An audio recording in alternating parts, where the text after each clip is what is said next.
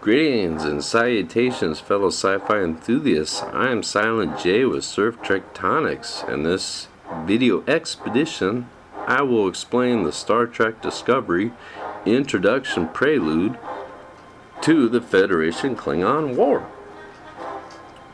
During the Star Trek Discovery universe timeline, Starfleet and the Federation developed more of a militaristic defense doctrine in starship construction.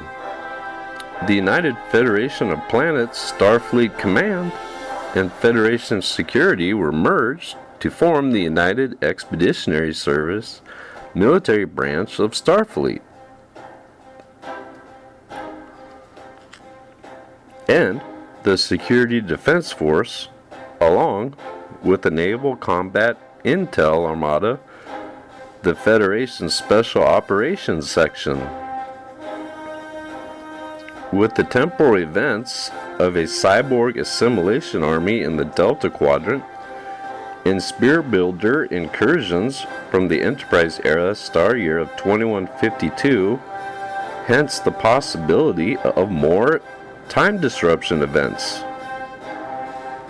The Federation Council mandates 20% of all UFP vessels would be combat-oriented starships as laid out through the United Defense Charter approved by the Federation Council members in 2185.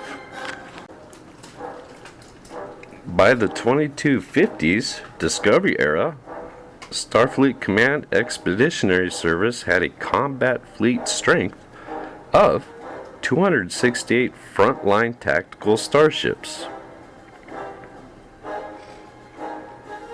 And Starfleet Tactical had 207 combat vessels. These purpose-built warships utilized reverse-engineered temporal tech that was over 25 years more advanced than the conventional Federation starships.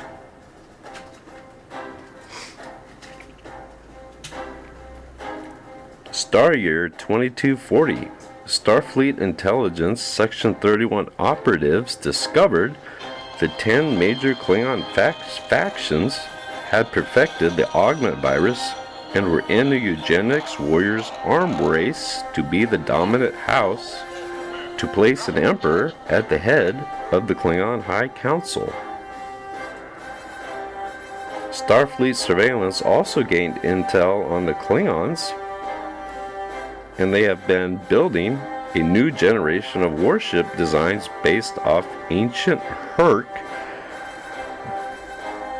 derelict juggernaut, rumored to have been uncovered in the year 2210 by a Masonic house in a remote region of space on a planet concealed by a nebula.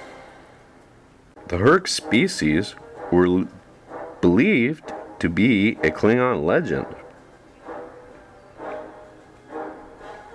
Yet this 2,000-year-old technology vastly improved the power and size of these new Klingon warships, built in secluded sectors estimated over the last 30 years.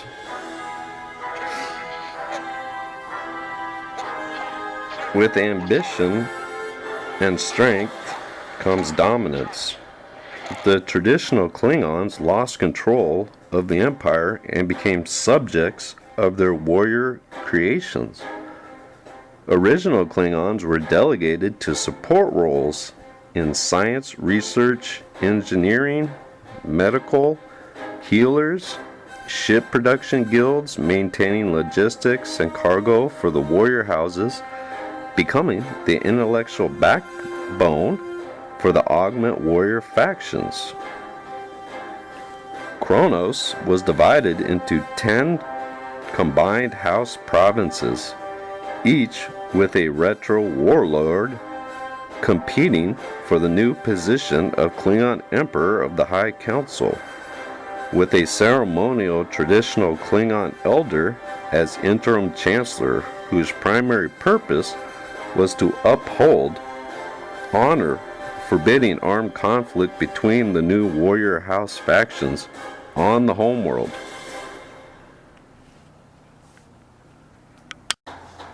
The French Messianic House, believed to be fanatics of a Klingon Messiah, claiming to carry the spirit of Kahless on a journey to reunite the splintered Klingon factions into the next great empire, preaching Federation expansion as a primary cause of Klingon internal conflicts. In 2245, behind closed doors, the threat of 10 dominant war factions and 24 Klingon houses united under one banner alarmed Starfleet intelligence. Section 31 used its political influence with the Federation Council to amend the Defense Charter to convert as many Federation ships to combat-capable vessels and increase dry dock commissions to 50% warship production in tactical sectors.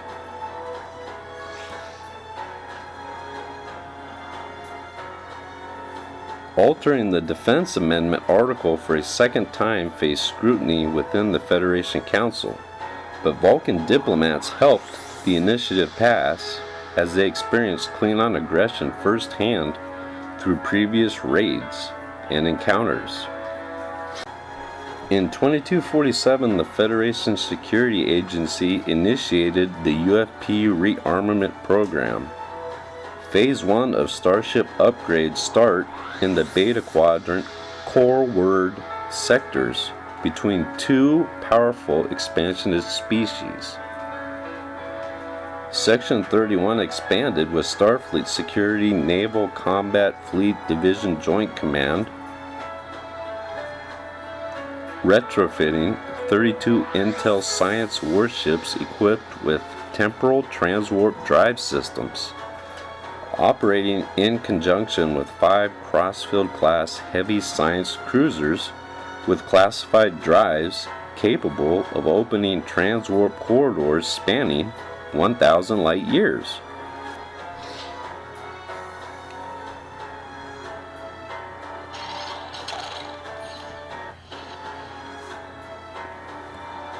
Deploying conduit beacons allowing the transwarp warships to reach warp factor 20 from a circular formation around the CROSSFIELD Mark Is, creating a combined temporal gravity well opening for 10 NCIA warships to traverse through the subspace vortex following the CROSSFIELD's conduit corridor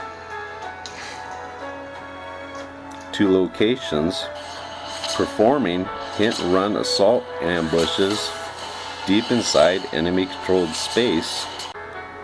By 2256, Federation Security Naval Combat Intel Armada NCIA consisted of 135 advanced stealth warships, with 165 Federation starships converted to tactical fleet combat ships. Additionally, 200 exploration starships were upgraded with heavy defense systems, and in a time frame of under 9 years, the UFP rearmament program had almost doubled the Federation's combat force to 965 warships, with an addition of 1,500 patrol escort defense ships.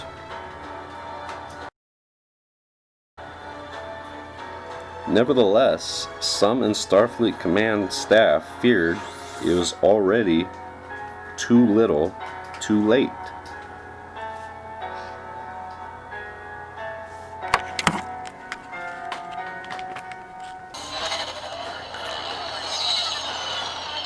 The new advanced Constitution-class heavy cruisers, only 18 of the 31 starships are available for active duty in 2256.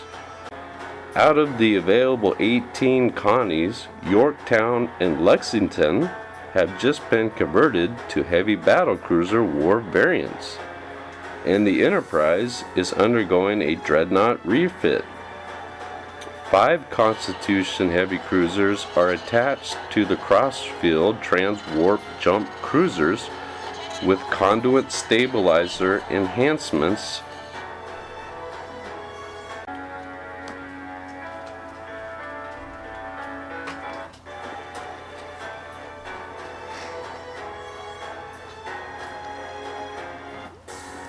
The combined Klingon houses have 3,150 vessels compared to the Federation's 8,150 starships.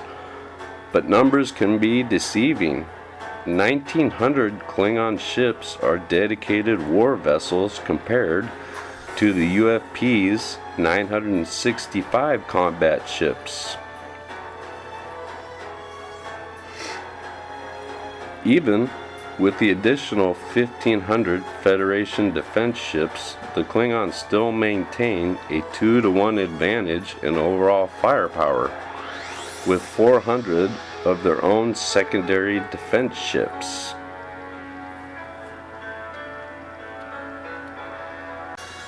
Star Year 2256.134 Sol, or May 15th. The Klingon Federation War begins at the Battle of the Binary Star. A Starfleet task force of 12 tactical starships respond to a massive signal near the Klingon border and were engaged by 20 Imperial House warships. Starfleet's enhanced tech allowed the battle group to outmaneuver the large Klingon battleships through speed and agility, but were eventually overwhelmed by close proximity 5 Klingon border ship reinforcements.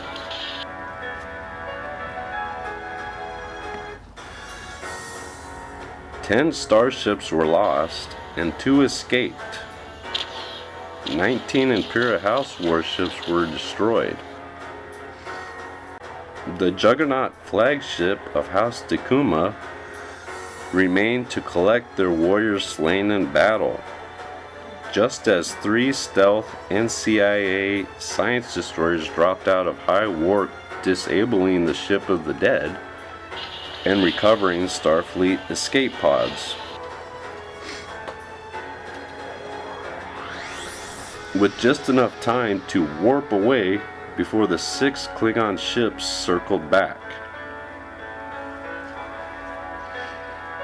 Over 9,000 Starfleet and Klingon crew were killed in action at the Battle of the Binaries, and full-scale war had been declared on both sides, as the Klingon House Council rejected any Federation dialogues.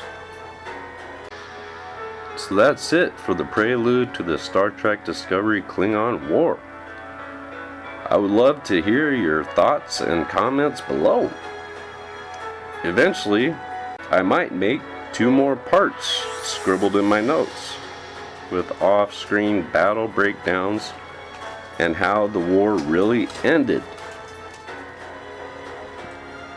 Thanks for watching, and have a great breakfast, brunch, dinner time of the, for whatever corner of the globe you stay.